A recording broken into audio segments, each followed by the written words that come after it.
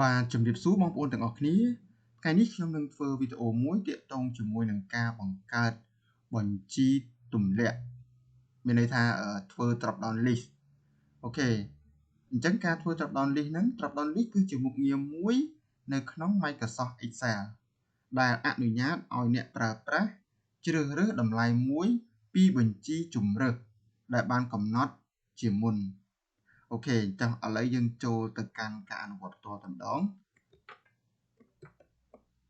អូខេអញ្ចឹងខ្ញុំមាន list មួយបែបនេះហើយខ្ញុំចង់បង្កើត drop down list កន្លែងនេះដែលជាជម្រើសមានភេទប្រុសហើយនិងភេទស្រីអូខេអញ្ចឹងដើម្បីបង្កើតវាបានយើង select row នឹងសិនមកcolumn នឹងសិនមកបន្ទាប់មកយើងជ្រើសរើសយកពាក្យថា data បន្តមកទៀតយើងជ្រើសរើសយកពាក្យ data validation អូខេបន្ទាប់មកទៀតកន្លែង allow នេះយើងជ្រើសរើសយកពាក្យថា list ហើយនៅក្នុង source នេះក្នុង source នេះគឺយើងបញ្ចូលពាក្យដែលយើងចង់បង្កើតdrop down list ហ្នឹងអញ្ចឹងខ្ញុំចង់បង្កើត drop down list ដែលមានភេទប្រុសហើយនិងភេទស្រីអញ្ចឹងខ្ញុំសូមធ្វើការបញ្ចូលភេទប្រុសហើយធ្វើការក្បៀសមួយមកហើយភេទស្រីមួយទៀត